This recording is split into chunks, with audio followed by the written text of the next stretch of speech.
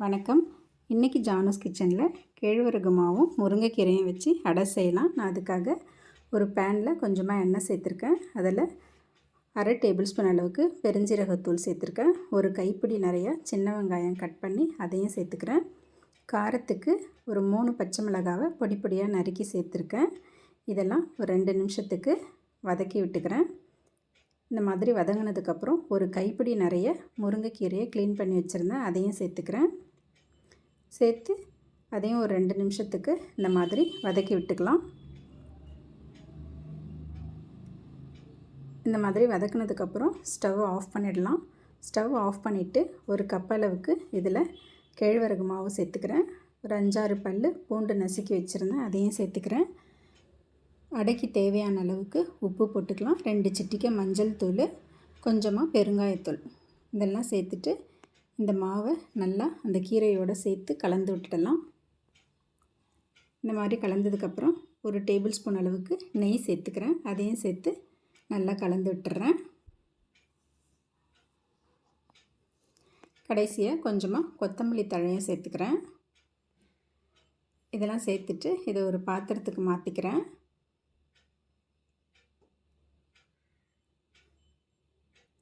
இப்போ இது சூடு கொஞ்சம் ஆறட்டும்னுட்டு இதில் கொஞ்சமாக தண்ணி சேர்த்து இதை நம்ம சப்பாத்தி மாவு மாதிரி பிசைஞ்சிக்கலாம்.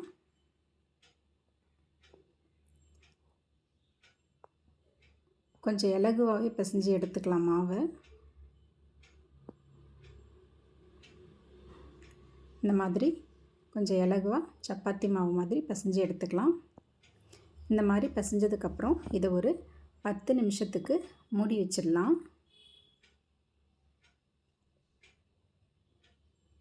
பிசைஞ்சாச்சு. இதை ஒரு 10 நிமிஷத்துக்கு மூடி வச்சுக்கிறேன். 10 நிமிஷம் கழிச்சுட்டு கையில் லேசாக எண்ணெய் தடவிக்கிட்டு ஒரு பால் மாதிரி எடுத்து இதை நம்ம வாழை இலையிலையோ இல்லை ஒரு பாலித்தீன் கவர்லேயோ கொஞ்சம் எண்ணெயை தடவிட்டு மெல்லிசாக தட்டிக்கலாம்.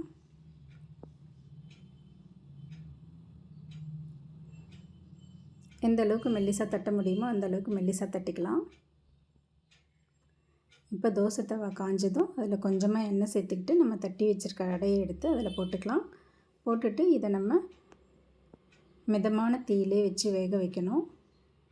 ஃப்ளேம் அதிகமாக வச்சுட்டா வெளியே கருகிடும், உள்ளே வேகாது. அதனால் லோ ஃப்ளேம்லேயே வச்சு இதை நல்லா வேக வச்சு எடுத்துக்கணும்.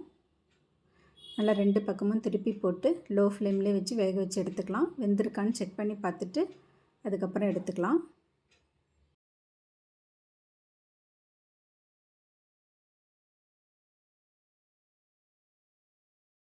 அவ்வளோதாங்க, ஒரு ஹெல்த்தியான ராகி மாவு முருங்கைக்கீரை அடை ரெடி ஆகிடுச்சு. இதை ஈவினிங் டைமில் டீ காஃபியோட ஸ்நாக்ஸ் மாதிரி சாப்பிட்லாம். ஸ்கூல் விட்டு வர குழந்தைங்களுக்கு இதை ஈவினிங் டைம் ஸ்நாக்காக செஞ்சு கொடுக்கலாம். தேங்க்ஸ் ஃபார் வாட்சிங்.